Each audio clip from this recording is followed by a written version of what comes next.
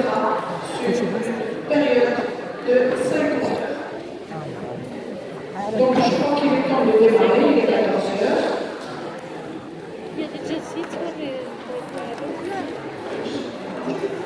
شكون فينا حط عليه صافي خلص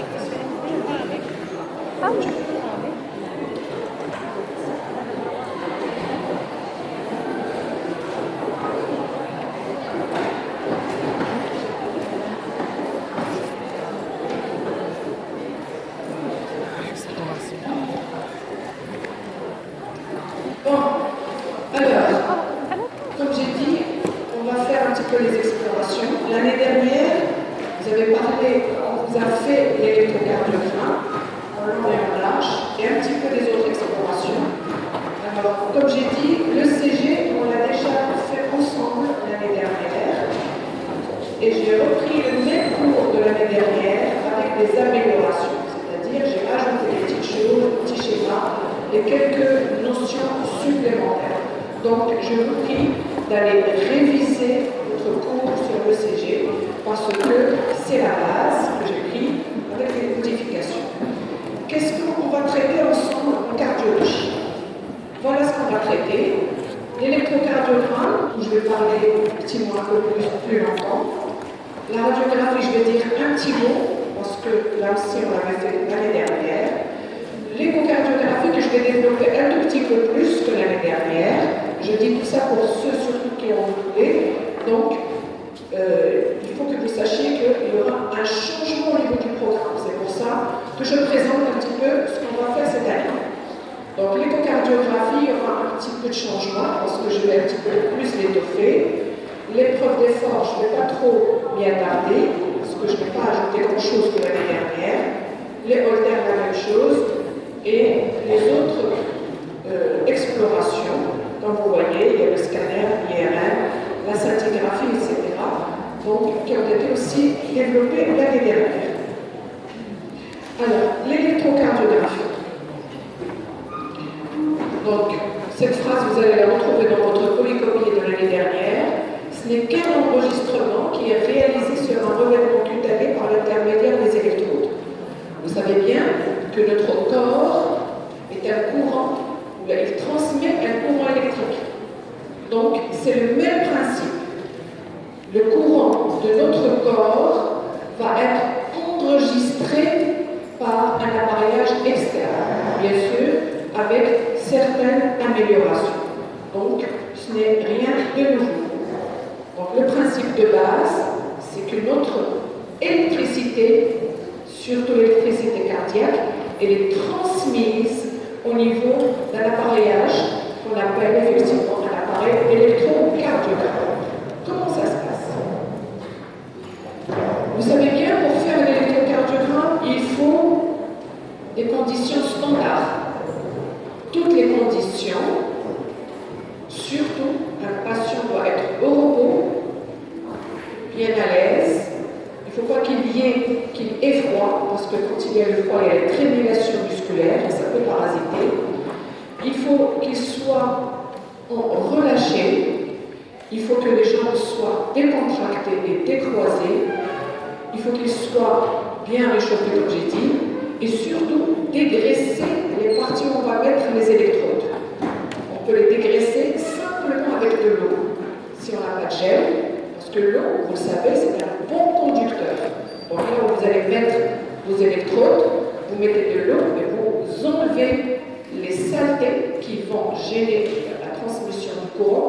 Donc vous les dégraissez avec de l'eau. Si on a du gel, c'est encore mieux. Éloignez tout ce qui va donner les artefacts, comme les téléphones portables par exemple, il faut les éloigner. Ça peut retentir sur la qualité de l'enregistrement. Et ne pas toucher le patient quand on fait effectivement un électrocardiogramme. Il faut aussi éviter les pièces métalliques, les clés, la monnaie, etc. Ça aussi, ça peut parasiter. Donc il faut éviter tous ces éléments pour avoir un bon enregistrement. Donc tout ça, vous savez, qu'est-ce qu'on recueille? Cette succession de séquences, il y a un nombre de P qui correspond à l'activité des oreillettes.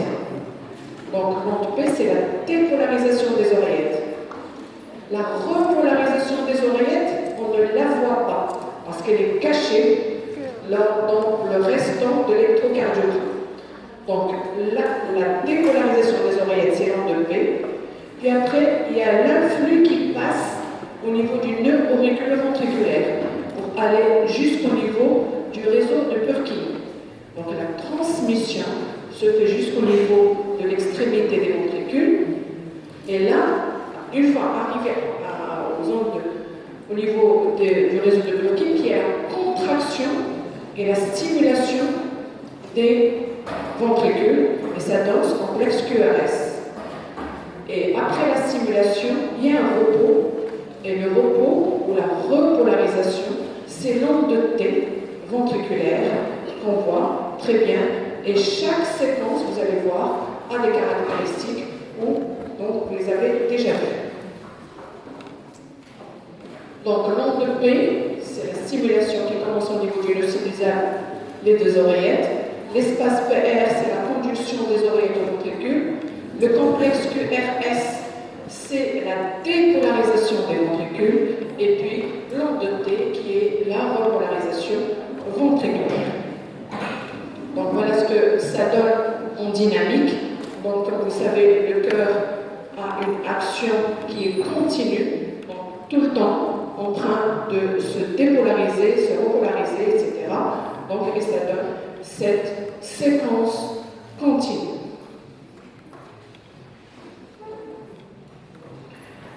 Deuxième chose, donc, quelle dérivation, tout ça, on les a vus. Il y a deux types de dérivations. Les dérivations, on peut dire standard ou minimales. Comme on l'avait dit l'année dernière, on ne peut pas interpréter un électrocardiogramme si on n'a pas ces 12 dérivations minimales. Il y a 6 autres dérivations, donc on les utilise surtout dans les syndromes coronaires. On en parlera dans le cours du syndrome coronaire. Donc ces 12 dérivations standards, on a les 6 dérivations frontales, c'est-à-dire qu'on les voit par le front. Il y a les 2 dérivations bipolaires, le pôle droit. Donc deux pôles, T1, le pôle droit avec la jambe gauche, c'est le deuxième pôle, donc la deuxième dérivation des deux. Le T3, c'est le pôle gauche avec le membre inférieur gauche. Donc il y a 3 bipolaires et 3 monopolaires, c'est-à-dire on prend le cœur ou le centre comme référence et puis un seul membre, donc soit le membre droit, supérieur droit, soit le membre supérieur gauche, soit le membre inférieur. Donc ça donne VL, left, VR, right, VF, foot. Donc ça donne au total 6 dérivations frontales, 3 dérivations bipolaires et 3 dérivations monopolaires ou unipolaires, donc parce qu'il n'y a qu'un seul pôle qu'on utilise. Il y a aussi 6 dérivations horizontales. On essaie un petit peu de voir le cœur tout autour du thorax, donc en horizontal, et on met les électrodes de telle sorte de pouvoir voir le cœur tout autour. Donc ça c'est devant, V1, V2, V3, V4, V5, V6. Donc on essaie de tourner autour du cœur pour pouvoir voir un petit peu son activité tout autour. On les appelle les dérivations précordiales ou horizontales. Alors, autre chose, comment on réalise l'électrocardiogramme? Les externes qui sont passés en cardiologie sont forts, ils savent très bien le faire. Donc on va essayer de les faire ensemble. Donc il faut que le patient, comme on l'avait dit, soit au calme. Et l'électrocardiogramme, vous voyez qu'il y a des couleurs. Il faut absolument respecter ces couleurs. C'est important parce que sinon, l'interprétation va être fausse. Donc vous voyez bien qu'il y a des fils. Il y a la couleur rouge, la couleur noire, la couleur jaune et la couleur verte. Et chaque couleur a sa place bien définie. Il y a des mots mnémotechniques que vous pouvez... D'abord, le rouge, c'est au niveau du poignet droit. Le noir, c'est au niveau de la cheville droite. Le vert, c'est au niveau de la cheville gauche. Et le jaune, au niveau du poignet gauche. Et je suis sûre que vous connaissez le mot... Rien ne va grave. Moi, j'ai pas beaucoup cette expression, mais c'est vrai, elle aide. Il y a une autre expression que je vais vous la donner tout de suite. Rien ne va jamais, vous le savez tous. Il y a une autre expression un peu plus positive, c'est qu'on dit le cendre sous le feu, donc noir sous le rouge, et l'herbe sous le soleil, le vert sous le jaune. Donc c'est un peu plus positif, mais bon, effectivement, la première phrase, elle est facile, mais même la dernière phrase que je viens de vous donner peut vous aider et vous donner, effectivement, pour ne pas oublier les couleurs au niveau des mots. Alors, qu'est-ce qu'on retient? Donc, une fois les dérivations sont posées, qu'est-ce qu'on va voir? On voit le cœur, on photographie le cœur par les différentes incidences. Vous les voyez tous. Donc, T1, T2, T3, puis après VL, VR et VF. En général, vous voyez, en T2, fréquemment c'est positif, et en VR, c'est pratiquement toujours négatif, parce que le vecteur va dans le sens opposé de la dérivation VR. En VL et en VF, ça peut varier en positif, négatif, mais en général, ça a tendance vers la positivité. Les dérivations précordiales. Alors, les dérivations précordiales, on en a parlé. Cependant, ce que je veux que vous gardiez en tête, c'est que V1, c'est au niveau du quatrième espace et non au niveau du deuxième espace. Parce qu'il y a eu des erreurs, et j'en ai vu pas mal, où on mettait V1 au niveau du deuxième espace. C'est l'auscultation qui se trouve au niveau du deuxième espace. Mais le CG en met l'électrode au niveau du quatrième espace intercostal. Donc, quatrième espace, d'abord à droite, puis à gauche. Et puis pour la V4, on va vers le cinquième espace sur la ligne médioclaviculaire. Et on pose le V3 entre V2 et V4. V5 et V6 sur le même espace, cinquième espace. V5 au niveau de la ligne axillaire antérieure, V6 au niveau de la ligne axillaire moyenne. D'accord? Donc c'est quelque chose effectivement de standard. Et pour pouvoir interpréter l'électrocardiogramme, il faut respecter ces standards, sinon on ne peut pas interpréter l'électrocardiogramme. Qu'est-ce que ça donne? Ça donne ça, effectivement, au niveau des dérivations horizontales ou précordiales. Donc, comme on voit, comme j'ai dit tout à l'heure, on prend la photographie où on voit le cœur de la droite vers la gauche. Donc, V1, V2, en général, c'est le cœur droit. Et puis V5, V6, c'est en général le cœur gauche. V3, V4, c'est en général le septum. Qu'est-ce qu'on remarque sur les complexes QRS? Petit R, grand S. Vous remarquez que l'onde R, elle va en augmente, en croissance. Et l'onde S, en décroissance. Effectivement, vous allez voir, pour l'interprétation de l'électrocardiogramme, il faut avoir ça en tête, que R va en croissance de V1 jusqu'à V6. En principe, elle est plus importante en V6, et que S est le plus importante en V1, elle va en décroissant. On va voir ça dans les hypertrophies, et tout ça, on va aller bien les détailler. Alors, j'ai dit tout à l'heure, il y a d'autres dérivations. Ce sont les dérivations droites et les dérivations postérieures. Les dérivations droites, c'est surtout on les utilise dans les infarctus du ventricule droit. Donc V3R qui correspond il est en regard de V3, V1 c'est en V2 c'est la même, donc on ne change rien. V4R en regard du V4, et certaines personnes ajoutent le V5R en face du V5, mais bon, le plus important ce sont les V3R et V4R. Vous allez voir, des fois, on parle aussi de V5R, tout simplement, ils sont tous en symétrie par rapport au sternum. Les dérivations postérieures, ça c'est le dos du patient, l'omoplate. Donc souvenez-vous, qu'est-ce qu'on avait dit? V6, elle se trouve sur la ligne axillaire moyenne. V7 va se trouver sur la ligne axillaire postérieure. V8 sur la pointe de l'omoplate. Et V9, en fait, un petit peu sur la ligne médioclaviculaire, mais en postérieur. Donc, ce n'est fait que pour avoir une idée de la partie basale et derrière du cœur. Donc, là, on peut les utiliser surtout dans les syndromes coronaires. Alors, une fois on a fait cet électrocardiogramme, on a réalisé, qu'est-ce qu'on doit vérifier? D'abord, est-ce qu'on est sûr que les électrodes sont en place ou les fils sont en place? Quelles sont les dérivations qui peuvent nous orienter pour dire les fils sont bien en place ou pas? On a vu ça aussi l'année dernière. Quelles sont les dérivations? V1. Hein?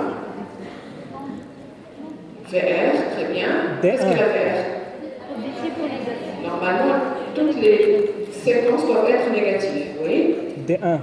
D1, qu'est-ce qu'il a? Positif. Qu'est-ce qui est positif? Les ondes. L'onde de P. Parce que D1 peut-être peut avoir un complexe QRS négatif. Donc effectivement, l'onde de P, quand elle est négative en D1, il faut se poser la question. Est-ce qu'il n'y a pas une erreur quelque part? Normalement, elle doit être positive.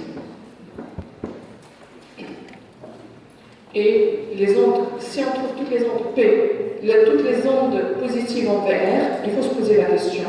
Attention, il y a une erreur. Il faut refaire et faire attention aux couleurs des électrodes. Peut-être qu'il y a eu une inversion. Est-ce que c'est normal ou pas normal? Bon. Vous voyez bien que l'onde T est négative, l'onde P est négative. Et là, qu'est-ce que vous voyez sur la VR? Tout est positif. Donc, c'est normal? Non. Attention, il faut refaire. C'est un électrocardiogramme qui est ininterprétable. C'est un électrocardiogramme ininterprétable. Donc les fils sont très probablement inversés. Ils sont inversés. Donc on ne peut pas interpréter cet électrocardiogramme. Donc avant d'interpréter un électrocardiogramme, il faut vérifier ce que je viens de dire, voir l'onde de P qui doit être positive en D1 et voir les séquences en VR qui doivent être négatives. S'ils sont positifs, il y a une erreur à ce niveau-là. Ça, c'est la première vérification. La deuxième vérification, c'est quoi? L'étalonnage. Donc, vous savez bien, quand on enregistre un électrocardiogramme, on l'enregistre sur un papier millimétré. Et ce papier millimétré, il y a un codage correspondant à 1 millivolt, je vais vous montrer ici, voilà, plus 1 millimètre correspond à 4 centièmes de seconde, donc ça veut dire 5 millimètres correspond à combien? 5 fois 4 0,2. 20 centièmes de seconde. Et en hauteur, donc 1 centimètre correspond à 1 millivolt. Donc 1 centimètre correspond à 2 grands carreaux. D'accord? Il faut absolument respecter ce voltage. Alors, le respect de ce voltage se fait de deux manières. D'abord, l'appareillage, quand elle fait dérouler le papier. La vitesse de déroulement du papier doit être standard. Et c'est quelle vitesse? C'est une vitesse de 25 mm par seconde. Donc, on va le voir tout à l'heure sur un truc quand on tire le papier ou quand on tire moins vite, vous aurez la vitesse qui va modifier. Deuxième chose, c'est au niveau du voltage. L'aiguille qui fait et qui trace l'électrocardiogramme doit avoir effectivement cette hauteur de 1 cm quand on donne 1 millivolt donc quand on donne un voltage de 1 millivolt, pour avoir effectivement cette déviation en hauteur et en largeur. On va mieux comprendre sur des exemples. Regardez cet électrocardiogramme. À votre avis, il est normal ou pas normal? Il est normal. Je vous ai donné effectivement que T1, D2, D3, VR, VL, VF. Je n'ai pas donné le tout. Je vous donne raison. On ne peut pas interpréter que 6 dérivations. Donc, on continue, supposons que les dérivations précordiales sont normales. Donc, restons sur les dérivations standards ou frontales. Normal ou pas normal? Pas normal? Pourquoi? Regardez bien les constantes qui sont marquées en haut. 10 mm pour un voltage de 1 millivolt et vitesse de déroulement 25 mm seconde. Donc c'est normal. Donc c'est la première des choses qu'il faut voir, effectivement, c'est ça. Vous voyez bien qu'il y a 10 mm par millivolt et 25 mm par seconde. Il y a une autre manière pour voir ça. Très bien, effectivement, il y a ça aussi. Ce petit rectangle, il peut nous donner une idée du voltage et de la vitesse. Le voltage, effectivement, c'est 2 grands carreaux et la largeur, c'est environ un grand carreau. Donc, on sait qu'on peut interpréter cet électrocardiogramme parce qu'on a cette amplitude et cette vitesse qui paraît correcte. Je vous donne un exemple. Est-ce qu'il est normal ou pas normal? Est-ce que vous pouvez l'interpréter? Pourquoi? La vitesse. Vous avez une vitesse qui est petite. On tire tout doucement sur le papier. Donc c'est une vitesse de 10 mm par seconde. Donc ce n'est pas une vitesse de 25 mm seconde. Là, en voyant ça, on peut se dire il a une tachycardie. C'est-à-dire que les complexes sont très proches l'un de l'autre. Si on voit ça, on va se dire ce malade a donc des complexes qui restent très proches, donc il a probablement une tachycardie. Mais quand on remarque la vitesse en haut, on voit bien que ça va avec une vitesse beaucoup plus faible. Et celui-là, est-ce que c'est correct? Non plus. Pourquoi? Parce que la vitesse est très importante. On tire très vite sur l'électrocardiogramme. 50 mm seconde. En voyant ça, on va voir la distance entre un complexe et un complexe est très longue. Donc, probablement, il fait une bradycardie. Mais en fait, non. C'est tout simplement la vitesse de déroulement du papier n'est pas bonne. C'est pour ça qu'on l'interprète et qu'on fait attention, effectivement, à l'étalonnage. Première des choses, il faut voir l'étalonnage. Donc, ce premier, c'est un bon étalonnage. Le deuxième, c'est une vitesse qui est très petite. Pour le troisième, la vitesse est très grande, alors que c'est le même patient et c'est le même cœur, sauf que les standards ne sont pas respectés. La même chose pour l'amplitude. Regardez, l'amplitude, on avait dit, il faut avoir 10 mm par millivolt. Regardez la hauteur des complexes URS. Qu'est-ce que vous voyez ici?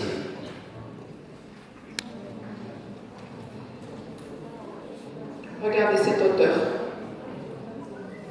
Tout simplement parce qu'on a un voltage qui fait le double. Donc on peut dire une hypertrophie, alors que ce n'est pas le cas. Regardez ici par exemple, ce complexe QRS. Comment vous le voyez? Il est petit.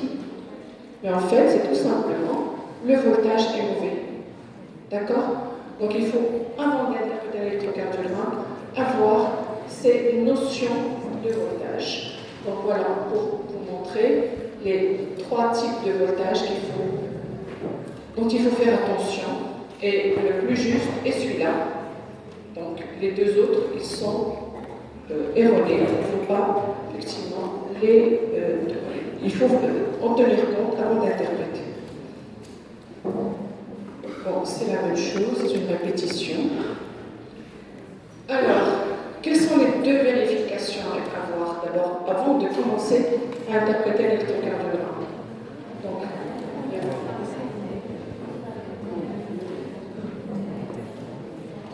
d'accord.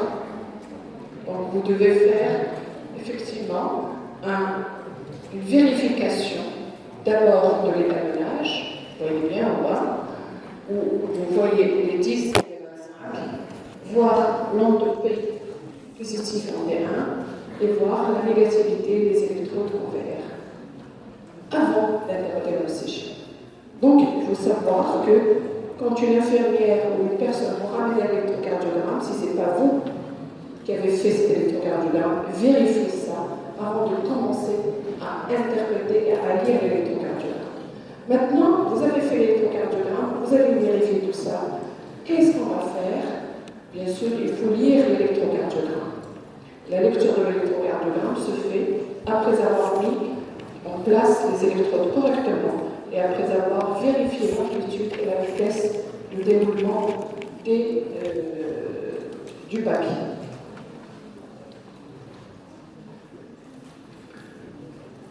La méthode, elle est simple. Il faut être systématique.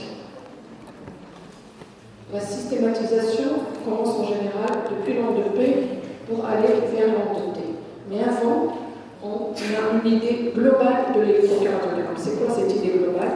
De voir comment est le rythme et sa fréquence. Est-ce que c'est un rythme qui est régulier ou pas? Est-ce qu'il est sinusal ou pas? Et comment est sa fréquence cardiaque? Et j'ai oublié de marquer l'axe du cœur, donc je vais en parler, mais je ne l'ai pas marqué ici.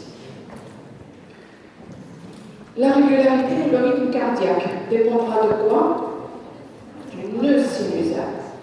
C'est le nœud sinusal, c'est lui qui va donner et dicter la fréquence cardiaque. Plus le nœud sinusal est rapide, plus la fréquence est rapide, moins le nœud sinusal est rapide, moins la fréquence est rapide. Et si le nœud sinusal ne fonctionne pas, qu'est-ce que ça donne? Il y aura absence d'onde de P, donc on va les voir. Il n'y aura pas d'onde de P visible. Donc, mais si le nœud sinusal fonctionne, c'est lui qui va donner de l'onde de P. Pour savoir la régularité, c'est très facile.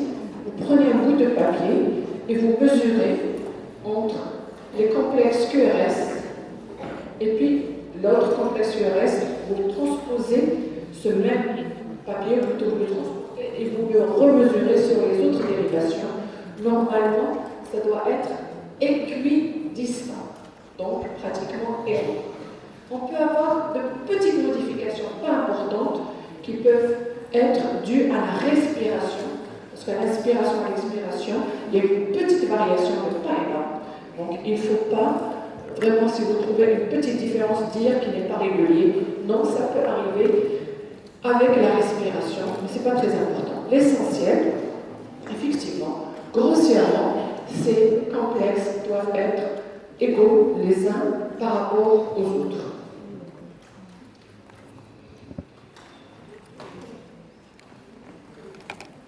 La deuxième question, est-ce qu'il est sinusal ou pas? Comment on peut savoir? L'onde de P, je viens de le dire. Si l'onde de P est là, c'est que le rythme est sinusal. Si l'onde de P n'est pas là, le rythme n'est pas sinusal. Il y a d'autres anomalies qu'on va voir tout à l'heure, mais le rythme n'est pas sinusal.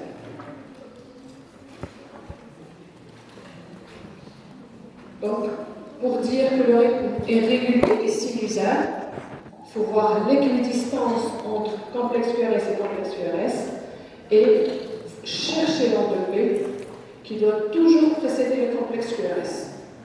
Donc l'onde de P doit être cherchée de façon très rigoureuse parce que des fois, les ondes de P sont petites et on ne les voit pas très bien, mais il faut faire attention pour les chercher. Surtout, on les voit mieux en T2 et en V1. Donc c'est à ce niveau-là où on voit mieux les ondes de P qu'il faut chercher. Donc, on vient de voir les pièges. Donc il faut, avant d'interpréter un électrocardiogramme, il faut absolument éviter et chercher les pièges pour pouvoir interpréter. Voir est-ce que c'est un rythme régulier et sinusal. Troisième question qu'on se pose, comment est la fréquence cardiaque? La fréquence cardiaque, en général, elle est entre 60 et 90 battements par minute. Pour pouvoir calculer la fréquence cardiaque sur le CG, d'abord à l'étape clinique. Comment on peut calculer la fréquence cardiaque? Par le pouls, c'est très facile, ou par le stéthoscope. On va entendre et on va compter le nombre de contractions et pour avoir une idée de la fréquence cardiaque.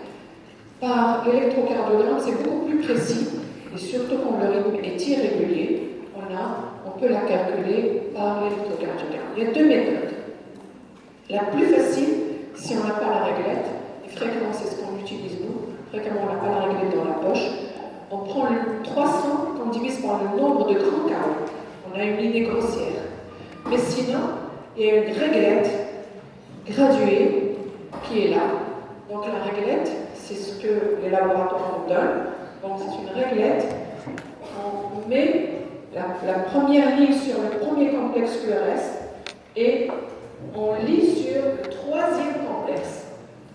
Et c'est là, par exemple, ce patient, on a mis la réglette à ce niveau-là et on essaiera de lire entre 60 et 40 et 60 et 50, à peu près la moitié de 50, c'est 52-53. Donc, on a une fréquence cardiaque aux alentours de 52-53.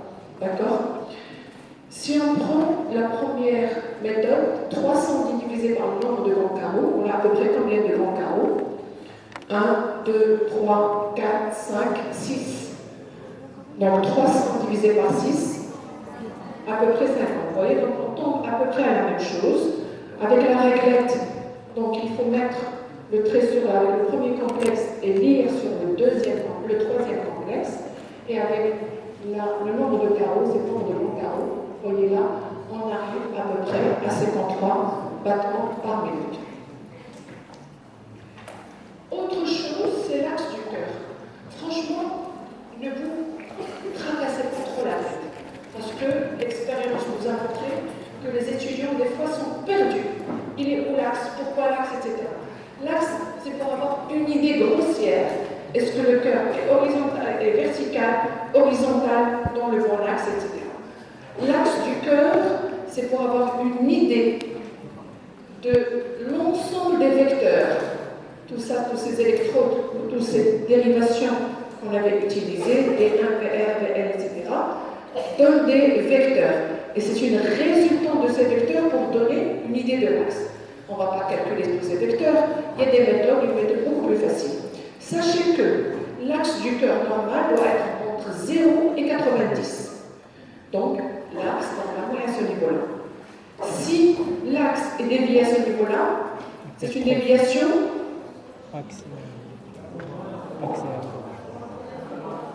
déviation droite. Vous avez le ventricule droit là.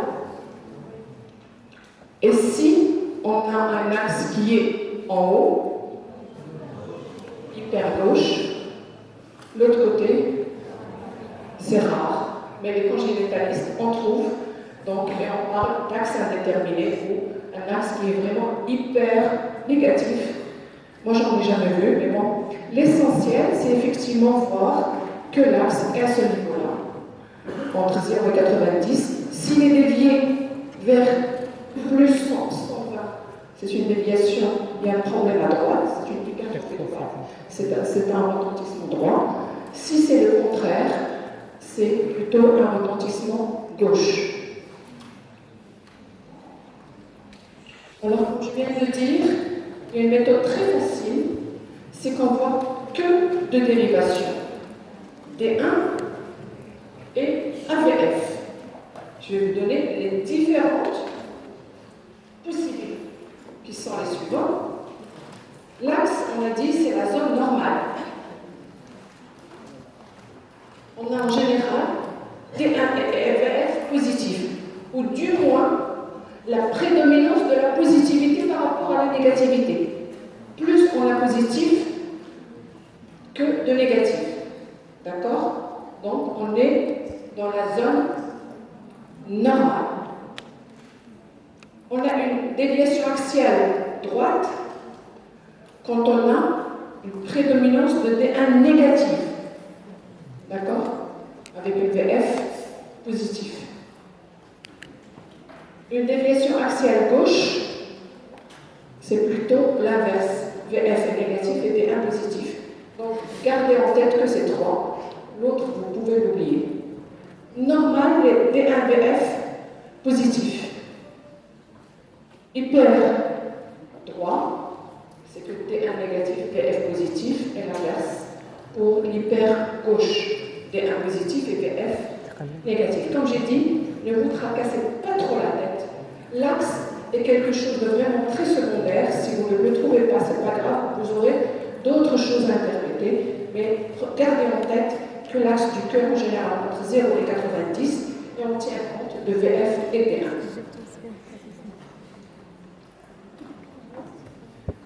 Donc, ce que je viens de dire tout à l'heure, on voit d'abord l'électrocardiogramme, il est bien fait ou non bien fait. On vérifie les deux vérifications qui sont: est-ce que l'étalonnage est correct? Est-ce que les fils ne sont pas inversés? Une fois qu'on a vu ça, on regarde d'abord comment est le rythme. Régulier ou pas? Donc la régularité.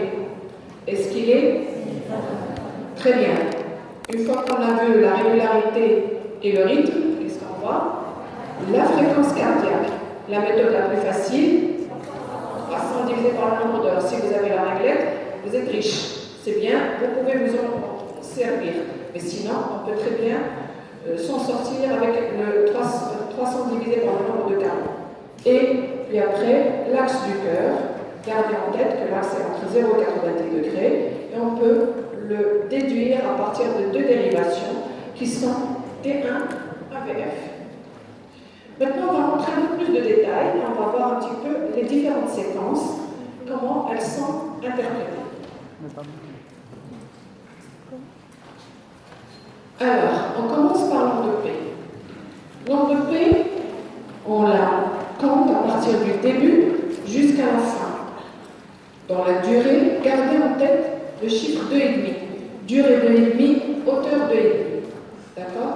Donc, durée 2,5 doit être inférieure et l'amplitude 2,5 doit être inférieure. Au-delà, on va voir tout à l'heure, il y a une hypertrophie sur droite, sur gauche, vous allez voir tout à l'heure. Donc, on compte l'onde P depuis le début jusqu'à la fin de l'onde P. Et l'onde P, c'est effectivement l'influx ou la stimulation qui commence du nœud sinusal pour se propager au niveau des deux oreillettes, droite et gauche. Après l'onde P, il y a l'espace PR. Bon, il y a des fois on parle d'espace PQ, donc mais gardez en tête, plus facile, l'espace PR. C'est depuis l'onde P jusqu'au début du complexe QRS, qui normalement doit avoir une distance de 12 à 20 centièmes de seconde, c'est-à-dire entre 3 et 5 mm. Donc, on compte et on mesure cet espace. On va voir tout à l'heure, quand il y a une anomalie à ce niveau-là, donc, quand il y a une anomalie entre le nœud sinusal et le nœud auriculoventriculaire, qu'est-ce qui va se passer? C'est que, effectivement, la transmission va s'allonger, voire même va être bloquée. Donc, effectivement, depuis l'onde P, donc l'espace PR, qui normalement doit être inférieur à 1 centième de seconde, c'est-à-dire 5 petits carats.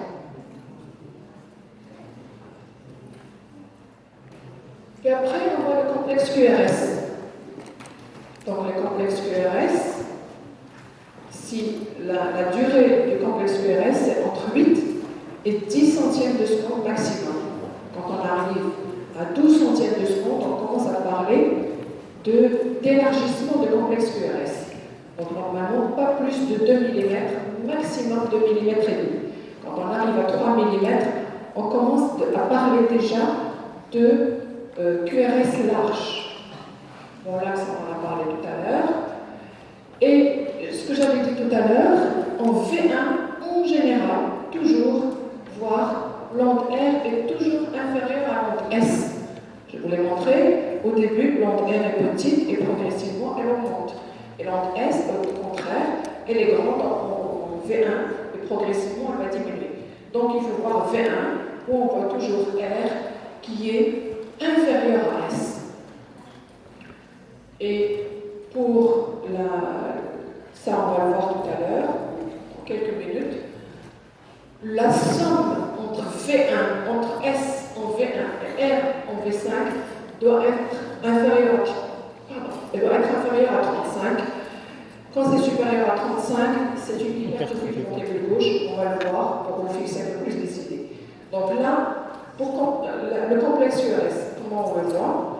D'abord, on voit sa largeur, l'axe qu'on a parlé tout à l'heure, et on voit en V1, en général, R est petite et S est grande, et en V6, c'est le contraire, R est grande et S est petite. Donc, c'est grossièrement, c'est ce qu'on voit dans les complexes QRS. Et puis, on va maintenant l'affiner. On va l'affiner. Bon, là, c'est une répétition de tout à l'heure pour dire que R, elle va en augmentant et S, on va en diminuant de V1 jusqu'à V6.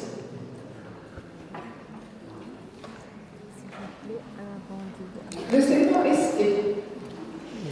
Le segment ST, c'est un segment effectivement qui correspond à la repolarisation plutôt. D'abord le repos avant la repolarisation du ventricule. Donc il n'y a plus de stimulation ventriculaire qui était le complexe QRS. La particularité, c'est qu'il doit être isoélectrique, c'est-à-dire sur la ligne 0. S'il est sus ou sous-décalé, c'est qu'il y a un problème. Et ce problème, il faut absolument le trouver et on va en parler en long et en large dans les 5 grands corollaires.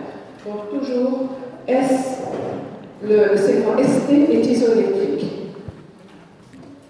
L'onde T, elle est normalement positive, sauf en VR, on en a parlé tout à l'heure, parfois en V1, elle est négative, donc elle ne doit pas vraiment vous inquiéter, surtout quand c'est une seule dérivation, V1 est négatif. Et elle est toujours asymétrique. Elle est symétrique, c'est qu'il y a un problème à ce niveau-là. Donc, comme j'ai dit, le segment ST et l'onde T, il n'y a pas d'activité cardiaque, c'est le repos du cœur et il faut en tenir compte. Alors, en récapitulant, qu'est-ce qu'on peut dire sur un électrocardiogramme normal? D'abord, on voit l'onde P, sa dépolarisation, dont la durée doit être entre 8 et 12 centièmes de seconde. La repolarisation, on l'avait dit, il n'est pas vue en général, parce qu'il y a le complexe QRS qui est là. L'espace PR, c'est la conduction entre l'onde P et le début du complexe QRS, c'est entre 12 et 20 centièmes de seconde. Le complexe QRS, qui est la dépolarisation ventriculaire, elle est normalement inférieure à 10 centièmes de seconde, donc on avait dit pas plus de 2 carreaux, 8 centièmes de seconde. L'espace QT, je n'en ai pas parlé, mais il dépendra de la fréquence cardiaque, parce que plus la fréquence cardiaque est basse, plus le QT est long. Donc ça, c'est l'affaire du spécialiste. Donc ne vous embrouillez pas l'esprit. Et le segment ST doit être horizontal isoélectrique. Et l'onde T, qui est la repolarisation, doit être positive, sauf en VR et parfois en V1. Donc, c'est ça la séquence d'interprétation d'un électrocardiogramme. On va faire un petit exercice ensemble. D'abord, est-ce que c'est un électrocardiogramme valide ou pas valide?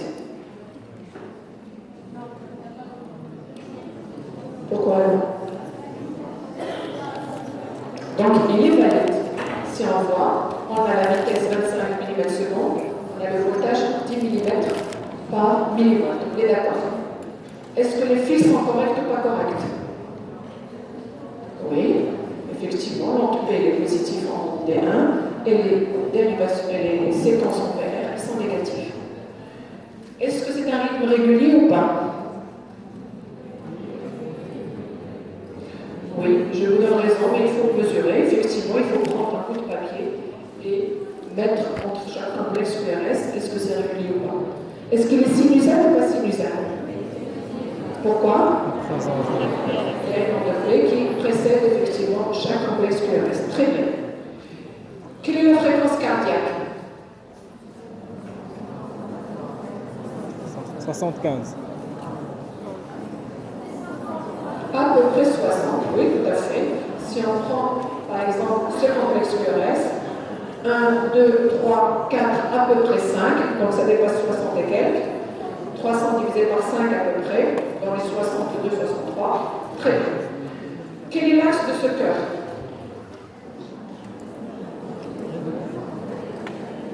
Quel est l'axe de ce cœur? Normal, parce qu'on a une prédominance de la positivité en D1 et une positivité en VF. D'accord? Donc, on est à un axe normal, entre 0 et 90 degrés. Très bien. Comment est l'onde de P? En fait, vous devez me dire qu'est-ce qu'on va voir maintenant. On va voir l'onde de P. Comment est l'onde de P? Elle est normale. Si on voit la durée et la hauteur, qui est moins de 2 petits carreaux et moins de 2 petits carreaux, donc elle est normale en largeur et en hauteur. Comment est l'espace PR? Normal, effectivement. En général, on ne dit pas normal, mais on donne une valeur. Là, à peu près, on a 1, 2, 3, 4 petits carreaux, donc 16 centièmes de seconde. Le complexe QRS, comment il est? Est-ce qu'il est large ou pas? Donc il y a 2 petits carreaux, effectivement, il n'est pas large. Ça, donc 8 centièmes de seconde. Qu'est-ce qu'on voit aussi au niveau des complexes QRS? De V1 à V6. Donc on a une petite onde R en V1, une grande onde S en V1, qui va en augmentant, effectivement. On peut dire que la transition est correcte dans les dérivations précordiales. On va revenir tout à l'heure sur les hypertrophies, parce qu'il faut affiner encore plus. Le segment ST, comment il est? On le voit mieux ici, effectivement, il est isoélectrique. Ailleurs, on a l'impression qu'il est un petit peu ascendant, mais je vous dis qu'effectivement, il est bien. Il n'y a pas d'anomalie sur le segment ST. Et l'onde de T, comment elle est? Elle est positive, sauf en VR. Et elle est asymétrique. C'est très important. Voilà. Donc, c'est ça ce qu'on vous demande pour interpréter un électrocardiogramme. Ça, c'est un électrocardiogramme normal.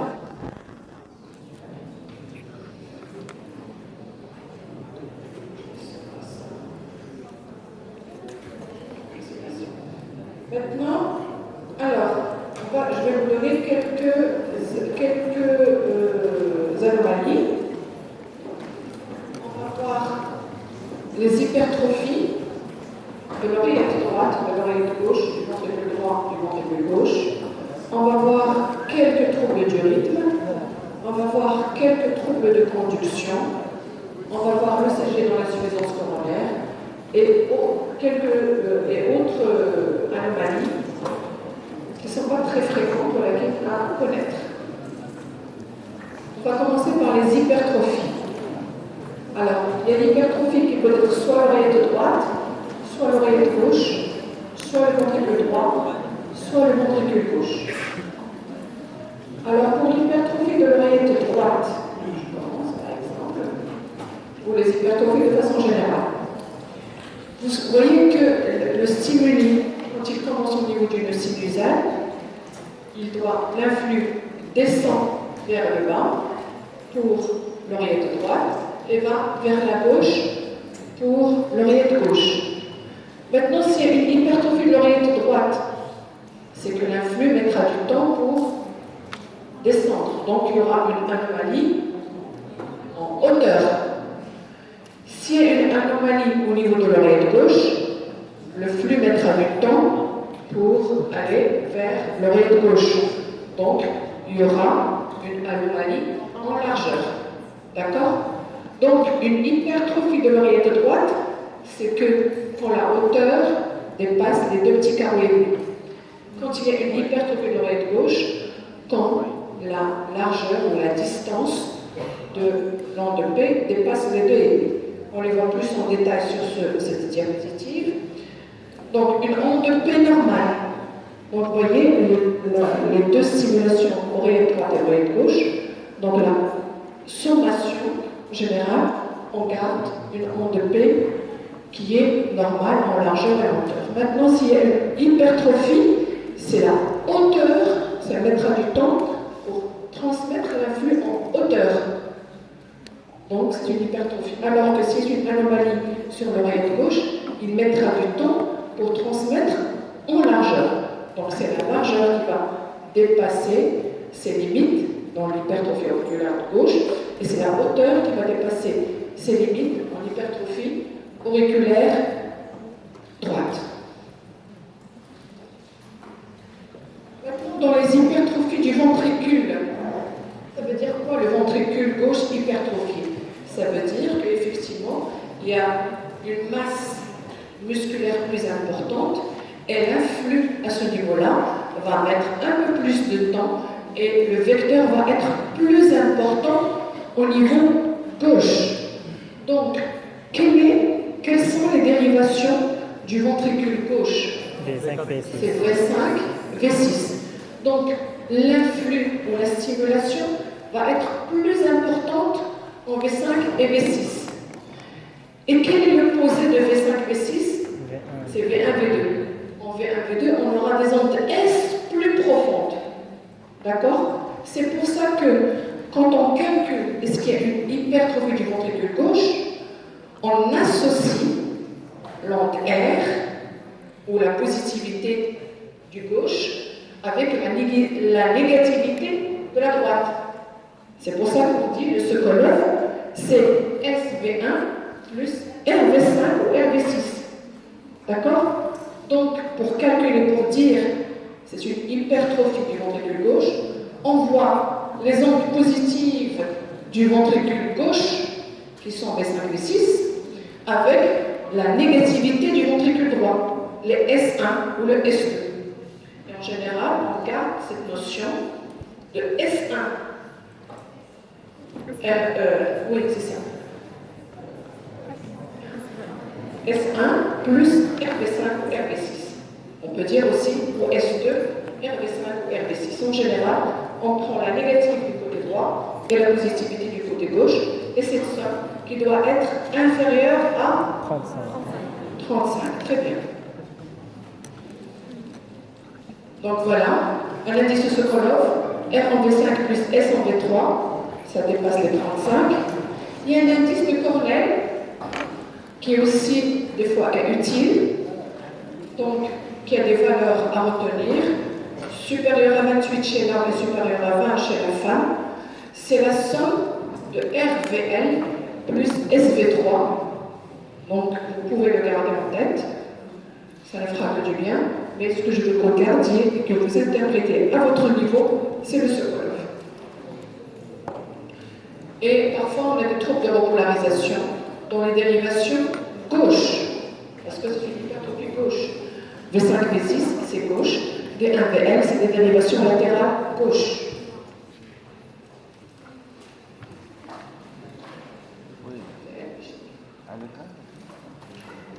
Alors, c'est quoi l'indice de Sokolov ici?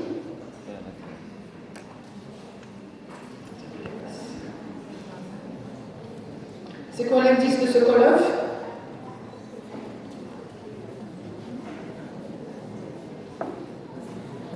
On peut compter ensemble. On va compter où? En V1. Qu'est-ce qu'on va compter? 1, 2, 3, 4. Il y a 4 grands carreaux. Et puis quoi d'autre? En V6, par exemple. 1, 2, 3, à peu près 4, si on prend ça en plus. 80. Donc ça fait combien? 80. Ça fait 4 et 4. ça fait 20 plus 20. Effectivement, ça fait 40 mm. Donc l'axe est horizontal parce que l'hypertrophie du ventricule droit.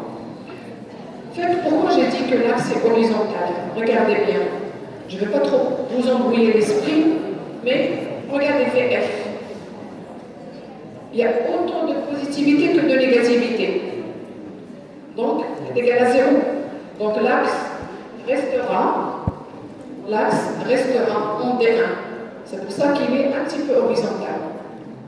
D'accord? Parce que regardez, VF, j'avais dit prendre la plus grande positivité. Là, on a autant de positivité que de négativité. Donc ça s'annule. Ça reste que l'axe sur D1. Et puis, effectivement, R en V5, V6, 20 mm plus 20 mm, ça fait 40 mm. Donc il y a bel et bien une hypertrophie du ventricule droit, gauche. Très bien, c'est burn. Bon, là c'est l'indice de Cornell, on l'avait dit, c'est RVL. Là en VL, il n'y a pas d'onde R, c'est 0. Mais par contre, en V3 est égal S important, 40. Donc c'est déjà une hypertrophie du ventricule gauche.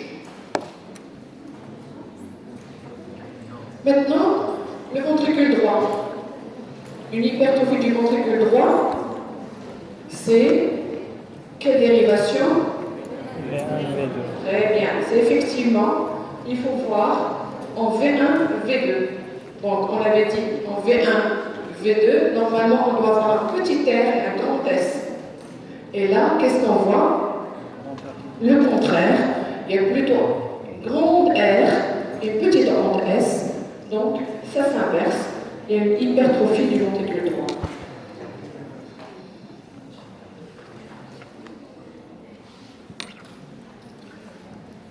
Il y a R sur S supérieur à 1 en V1. Il y a une déviation axiale droite. Les blocs de branche, on va les voir juste après. L'onde S est profonde. Donc, vous avez vu qu'il y a une inversion. S qui était petite, elle devient importante en V5, V6. Et il y a des troubles de repolarisation dans les dérivations droites.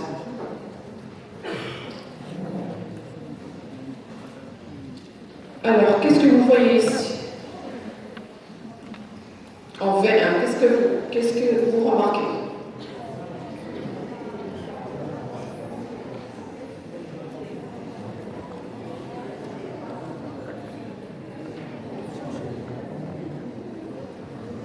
Qu'est-ce que vous remarquez en V6?